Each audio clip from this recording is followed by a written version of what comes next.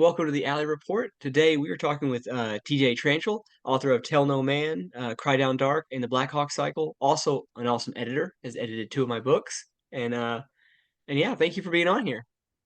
Yep, thanks for having me. I'm excited to talk to you and see what kind of trouble we can get into. Yeah, hell yeah. First off, how's my Chupacabra? He recently found a new home. My wife hated it, and Uh, so I had it in my little office for a long time, staring at me and being on different parts of the shelves and all of that. And so this last weekend, I passed him on via a live auction at my family reunion. that's I amazing. I put him in a bag and duct taped the bag shut and just wrote what's in the bag so that the bidders wouldn't know what was in it. And one of my cousins had the winning bid and very slowly opened it up, got a little pocket knife to open the duct tape, pulled it out by that scruff that was on the top, and her face, she was just horrified.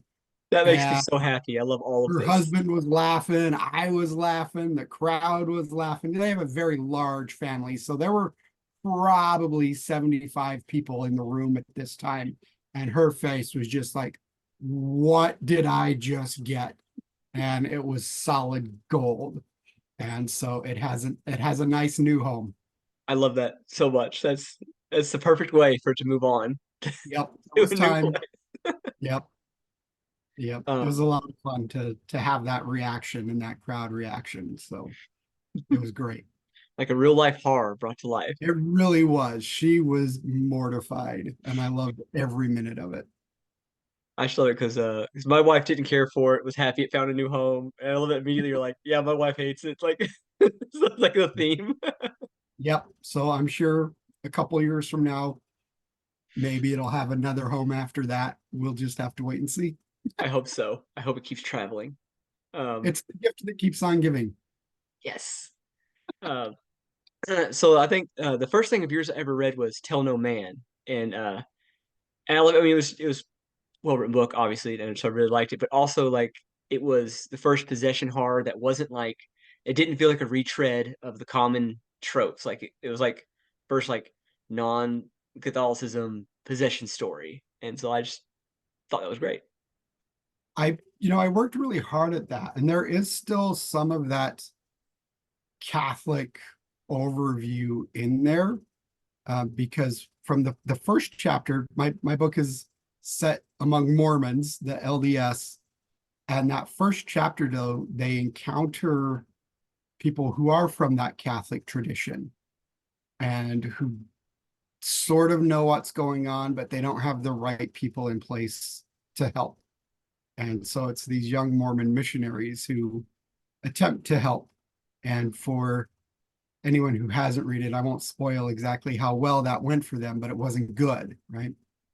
Yeah, And I'm a big fan of The Exorcist, both the book and the novel. And so I really did want to do not a straight up homage to that, right? Because that would have just been treading new ground. yeah, But knowing the moments from both the book and the movie that I really loved, and being able to say, here's what I like. Let's do something that's purposefully the opposite of that. And so, in a way, the tropes are there, but from an opposite point of view in a lot of ways, or yeah. really just flipping the script and going, okay, they did this, I'm going to do this, and having that sort of mirror image in there.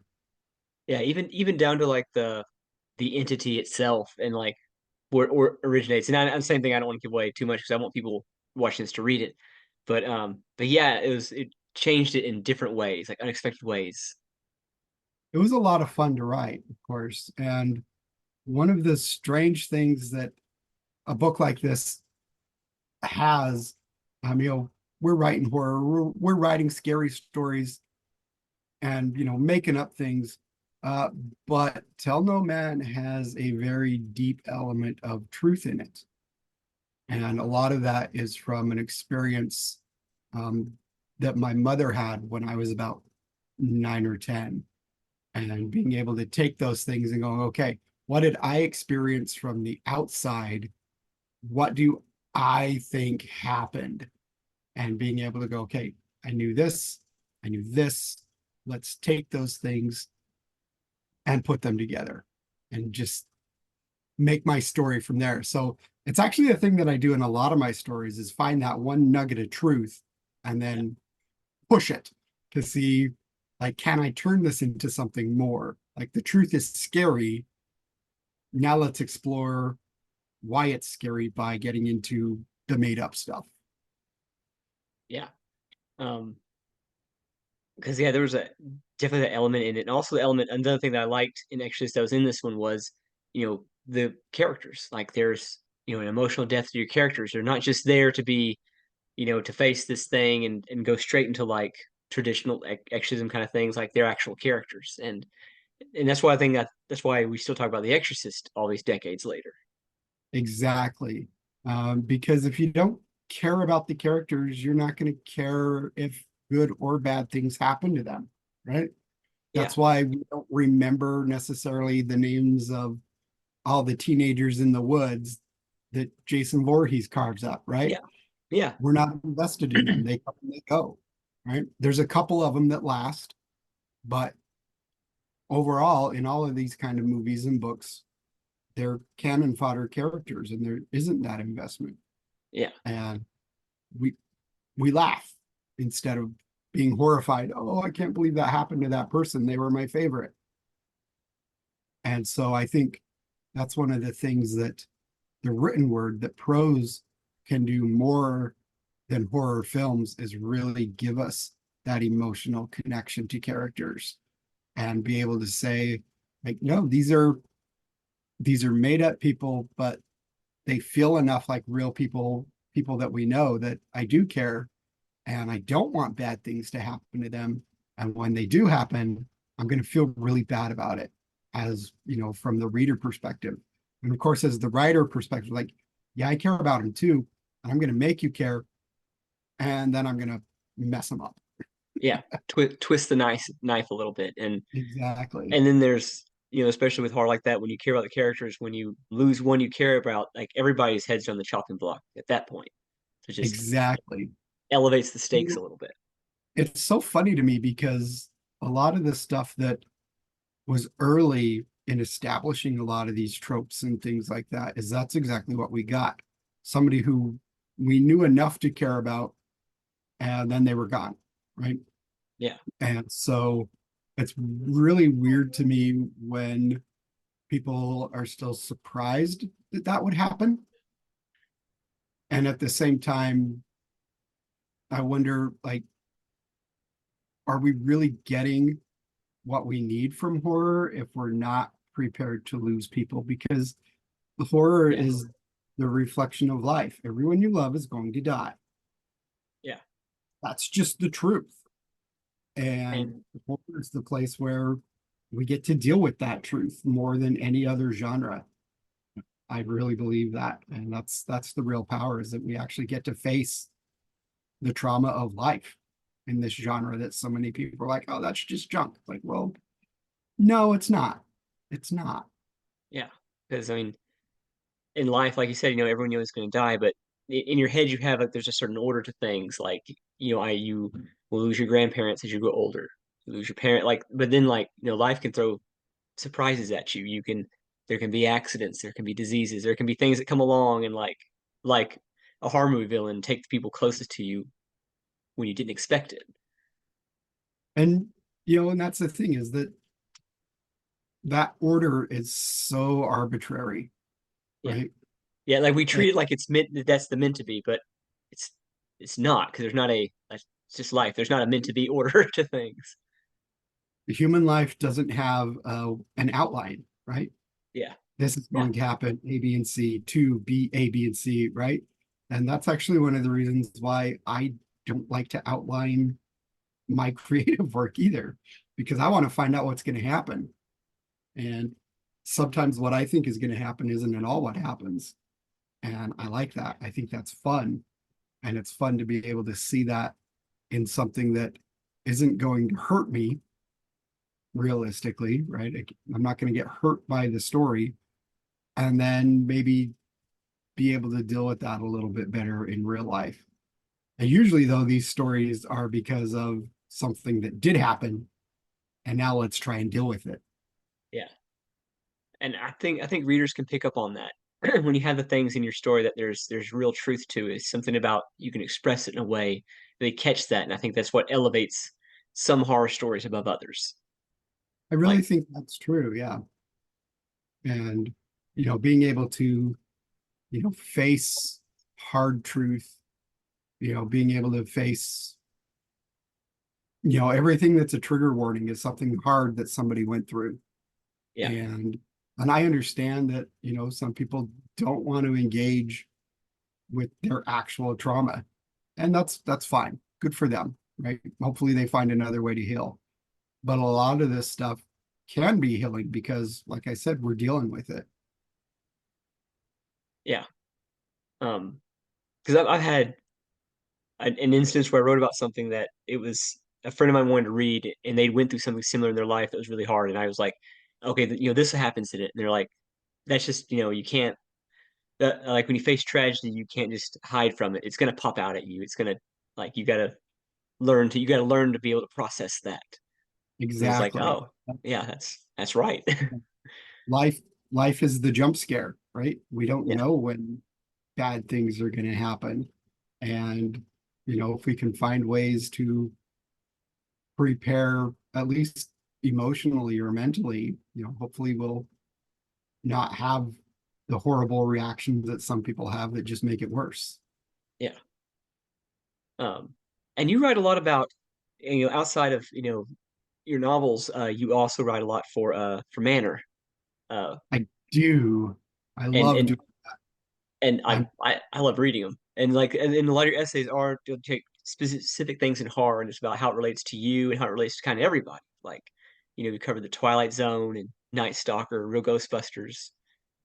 That's really the goal of the platform as a whole. Rock Capuno, who edits those, is really about finding these ways in which horror, as he'll say, relates to the human condition. So it's not enough for us just to say, I really liked this movie, I really like this story, and you should watch it or read it. And we're really trying to get to what connects these things to us as people, and then what connects people to other people with these things, and finding, what really makes us tick up here in our brains and what makes us tick in the heart and keeps us going in honestly in the face of all this horrible stuff, right? It would be really easy for us just to give up, but we don't. And so being able to use the wealth of horror cinema and literature to do that, I think is really powerful. And there's some great stuff. Like I like my own stuff too, but there are writers on there, Brian Keeper, uh, Pat Brennan, Harper Smith, who are just doing these amazing things in, connecting their own lives and dealing with personal trauma through horror that, you know, honestly, we should put a book together and sell 1 billion copies I because mean, I think people would get to that. People would see it. And yeah, right now, the platform is still small enough that I don't think we're reaching everybody who could benefit from it yet, but maybe someday. yeah. I'll have to share it some more because I've been ready every time you post one. Then like, yeah, when you go to the site, it's like, oh, well, that looks interesting, and yeah, just it covers a lot of like also like why certain horror things appeal to us, why certain tropes come back again and again, and it's just we're all trying to navigate the world like we were whenever we were, I mean, archaic forms of human and we were sitting around a campfire. Horror stories get us through one form or another. Exactly. And that's the whole thing. If we had actually gotten over any of these traumas and trauma cycles, then we wouldn't need the tropes, Yeah, right? We'd be like, okay, we dealt with that and that's over. Let's think of something new. But we haven't finished dealing with them and we probably never will. So that's why tropes can be both surprising and comforting, right? Because it's a little bit of familiar territory, but at the same time, hopefully unfamiliar enough that it's still new. Yeah.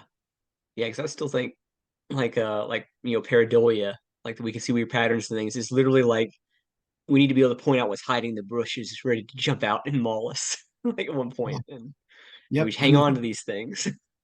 once that thing hiding in the bushes figures out that we recognize it, it will adapt Yeah, and find a new way to get us. And I think that's fascinating. That's why something like if you watch the Friday the 13th franchise, every movie starts with a retelling of what happened in the previous movie. It's a lot like watching episodic television last week yeah, on Friday the 13th. And it's because it's that trauma cycle. We have to go back and remember why we're here. And hopefully, by telling that again, maybe someone will survive. Of course, it's Friday the 13th, so very rarely does anyone actually survive, but there's enough knowledge of it that somebody else is around to tell the story again. yeah, And that's what makes it so fascinating to me. Like being able to, the urban legends and things like that, being able to pass that on and being able to say, look, there's a reason we're telling these stories. And it's because you dumbasses haven't learned yet. yeah. I mean, even the first one like begins with like, well, this is the event of trauma that happened 20 years before, like that Exactly. cyclical nature of it. Because Yep. it really is in life. It does feel like horrors come back to us again and again. I mean, like right now there's the real fear of rising fascism in this country, and it's like these horrors like will come back again and again, and it's like we barely beat it, falling into that trap in the 20s and 30s, and it's like, well, now it's come back. Will we beat Yep. it this time or not? Like the Well, monster and comes back. you can point out those cycles too. Like whatever the big fear in this country and worldwide is, it's not that long afterward or even during that the horror literature and film reflects that.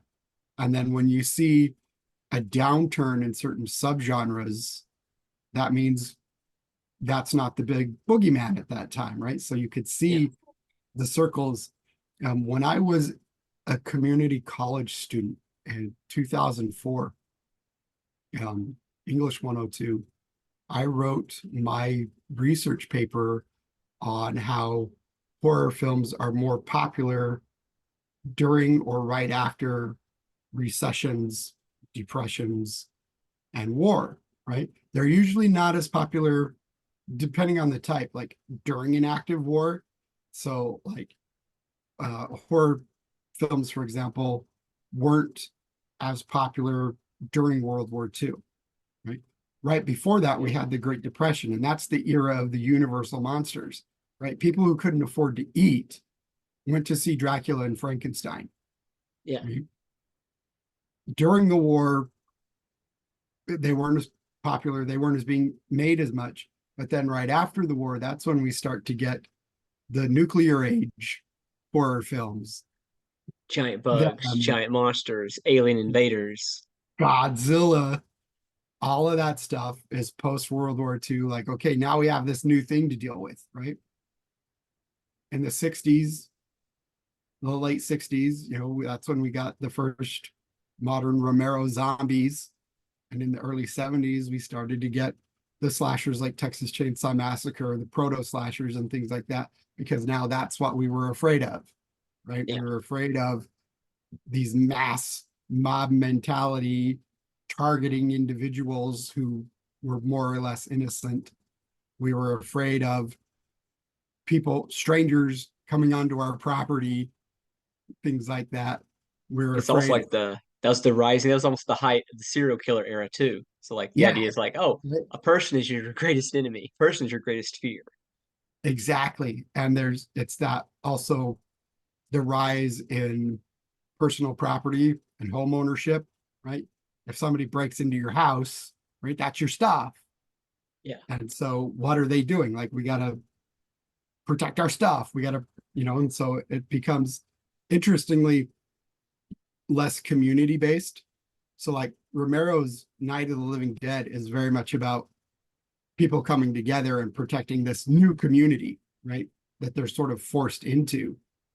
And then the slasher films and all of that are much more individual, right? Yeah. Yes, we might all be counselors at this camp, but the big bad guy is going to pick us off one by one because we're separated from community now. Yeah, everyone for themselves. No one ever in a slash movie, no one ever comes together with a plan. Like, oh, if we all do Yeah, this, we all work together, we can defeat him. There's six of us and one of him. Like that's never it's enters a always possibility. it's always let's split up. Mhm. Well, there's a reason for that, right? Because even like during the 80s, we became much more, it was that me generation thing, right? Yeah, Me. I got to get mine. I got to get mine. I got to get mine. And honestly, I don't care if somebody else gets whacked or not. And so the films and the literature reflect that. And I think that's absolutely fascinating because horror as a genre reflects society so much more and more quickly. We yeah, get at it sooner, right? It doesn't take us a couple of decades to figure things out. Like we're right there. yeah, And a lot of that I think is because ironically we have our pulse on society. Like we're all like these weird loners hanging out in our little basements and offices, mhm, but we're actually paying more attention in a lot of ways. yeah, We know a little bit more about what's going on.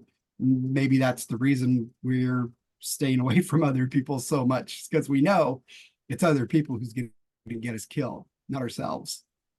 yeah. So, I mean, it's like so yeah, because it's like you see the horrors that are happening, but you can't just yell about it on Facebook. You can't just do the things because people tune you out. No one listens. Like you can't. You have to find another way.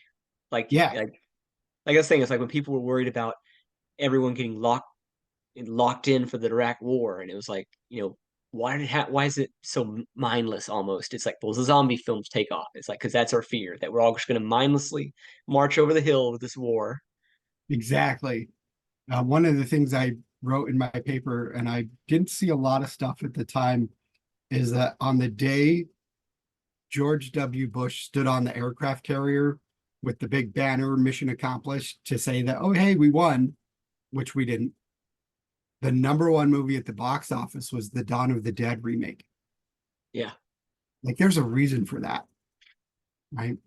Because of the world's what's going on, right? And like too much of society just tries to ignore us. Like we're literally crazy Ralph, right? yeah, We're yeah, literally the ones going, don't go down there. Stay out of that cabin. Don't go in the woods. Don't read the Latin, right? Yes, we're curious and we want to explore, but maybe the reasons we can give you that warning is because we already did it.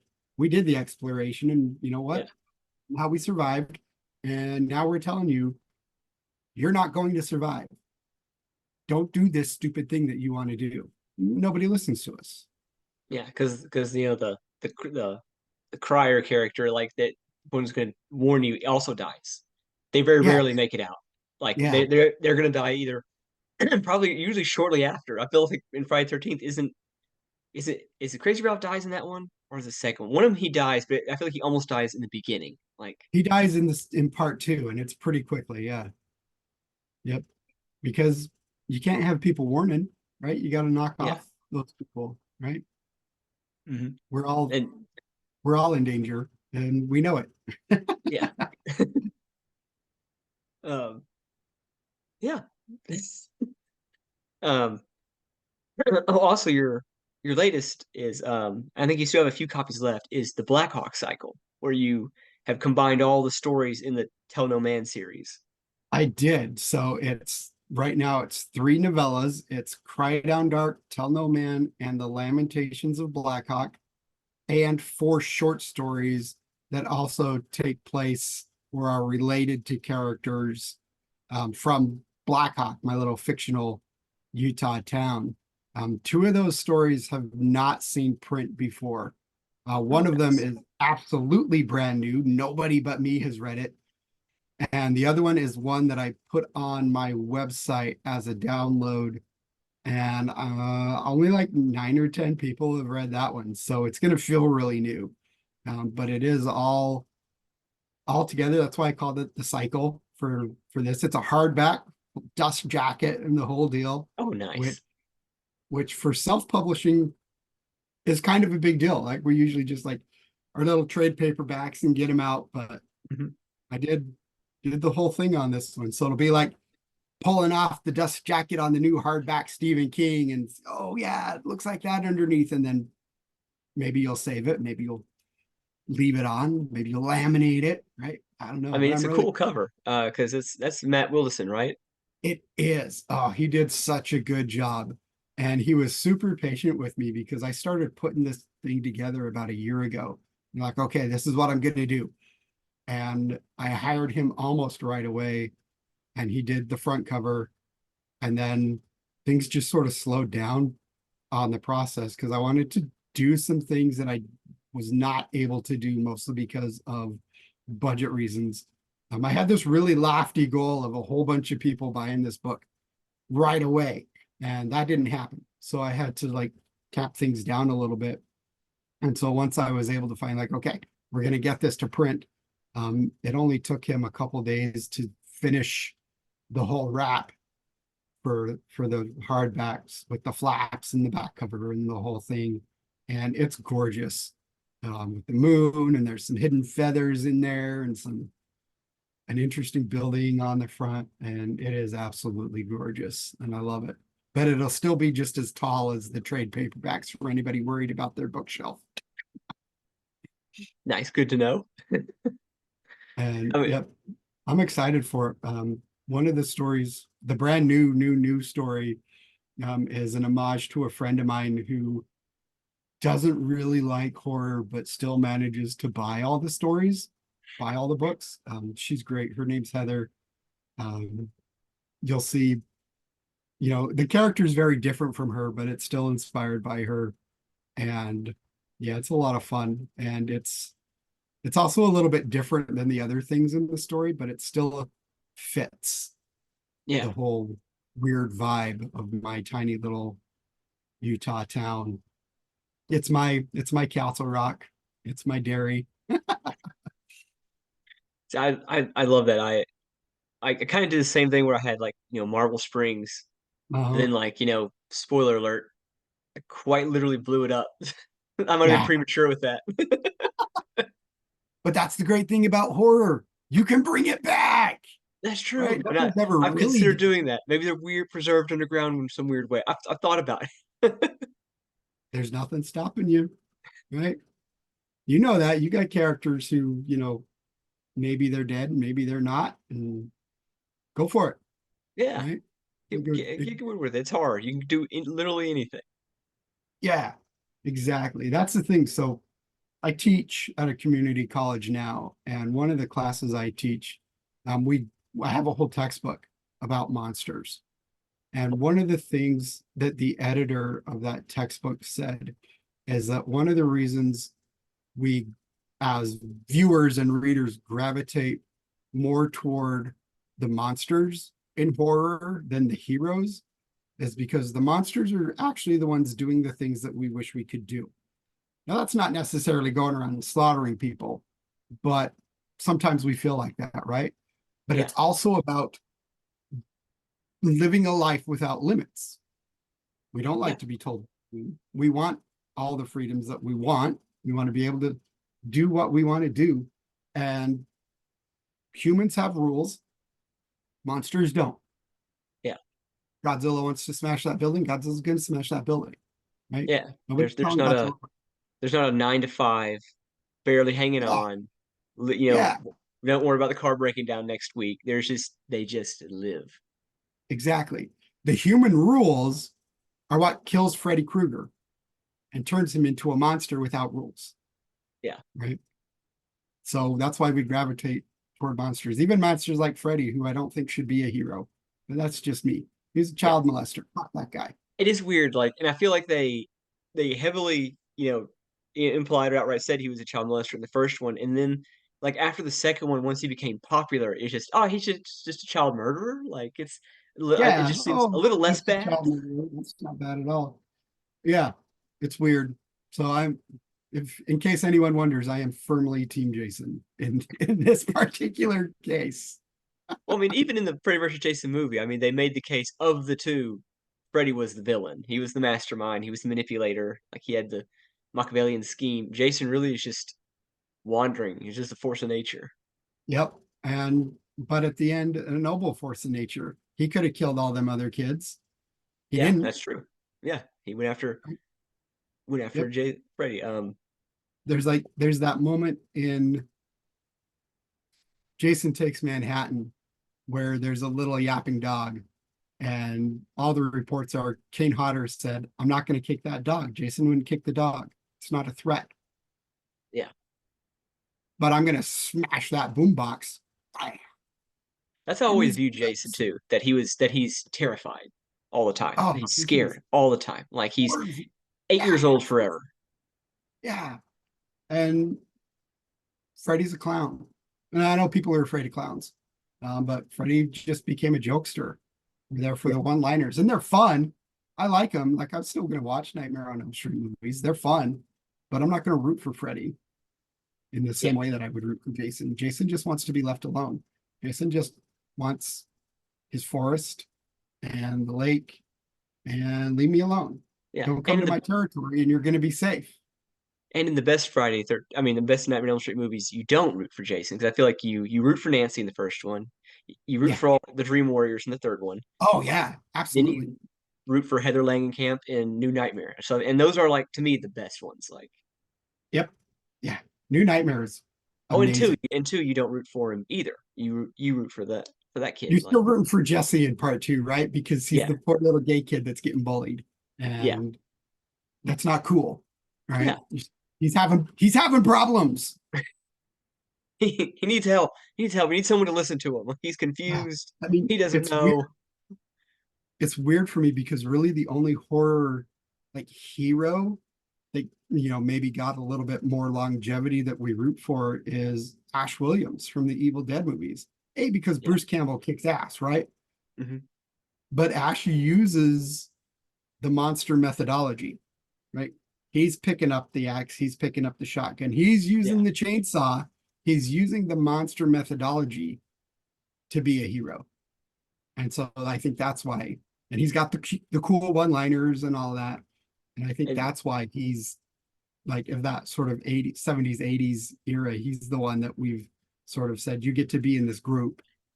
We're yeah, going to put you on the t-shirt where that is true. everything else. And something about him being kind of a bumbling idiot on the other side of it. Like he's competent at killing deadites, but at the same time, yeah, he's a moron. So it's like Oh yeah. we see ourselves in him. It's like, we're not geniuses, but at the same time, hopefully we could pick up the chainsaw when the time comes. Yeah. He holds down a crappy job, except like when by the even by the time you get to the Ash versus Evil Dead series, right? He still has his Yeah, S-Mart job. yeah, sharp, He smart. should be due for retirement. He's been working at S-Mart for 30 years. Give that guy his gold watch and send him on the way, right? Yeah, I don't want to work at S-Mart for 30 years. he's living in his travel trailer. Almost unleashes the apocalypse because he got high and read the book to impress a girl. Like Yeah, I love that series so much. I do too. It's so good. Yep. I don't have any stories like that, unfortunately. Not really. Mine are all like much more emotional. Like my theory is that I will try to scare people first. And if that doesn't work out, I'm gonna make them cry.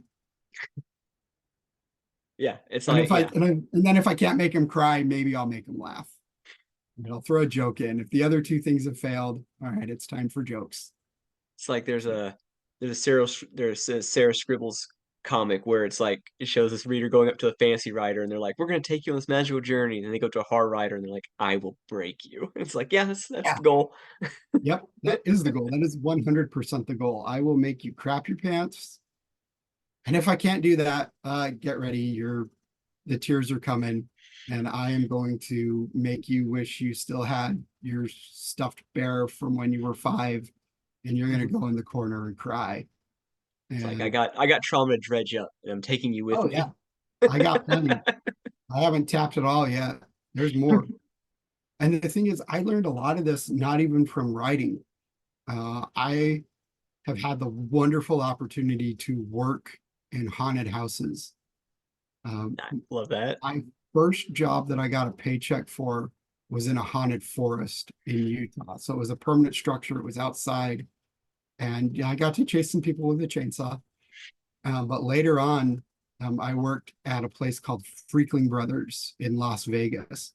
Best haunted houses in the West. Seriously, everybody, if you go to Vegas during October, you need to check these people out.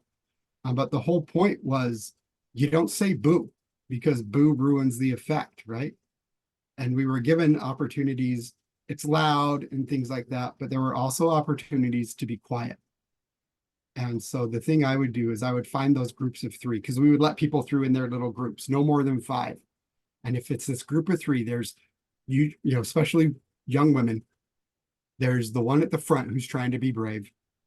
There's the one at the back who's looking over her shoulder, making sure nothing's coming from behind. And then there's the one in the middle with her head buried in the back of the one in the front.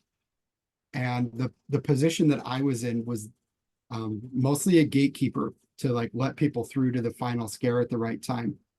And so I had 100% control. And so I would very carefully lean in to the girl in the middle and say, if you don't look at me right now, I'm going to kill both of your friends and you're not even going to see it. And they would go and then run. And I love that because it was quiet. Like there's that term right now, quiet horror. That is Yeah. 100% me because I'm not like blood spurts. Like there's some of that, but it's very purposeful and stretched out. But mostly it's like we're just gonna seep in, and so that And that's what tomorrow, they'll remember. Like that's what yeah, they'll remember. tomorrow when you finish the book last night because you had to get through it so you could go to sleep. Tomorrow somebody's gonna say something or something that is gonna happen to you that's going to remind you of what you read in my stories, and you're gonna lose your mind. That's what I want. I'm not concerned about today. I want tomorrow when you're still scared and you're That still worried something's going to come and get you. that is brilliant. I love that. Um, well, thank you again for coming on here. Like this has been Yep. awesome. And yeah, horror that stays with you for days and days and days and months and years, Hopefully, hopefully. hopefully years. Well, thank you again, and everyone. You'll pick up Tell No Man, or even better, the Blackhawk Cycle, and you get the whole picture. Um, Yep. and yeah, go to the Manor Vellum and just read anything on there. Such good stuff from everybody on there. Damn right.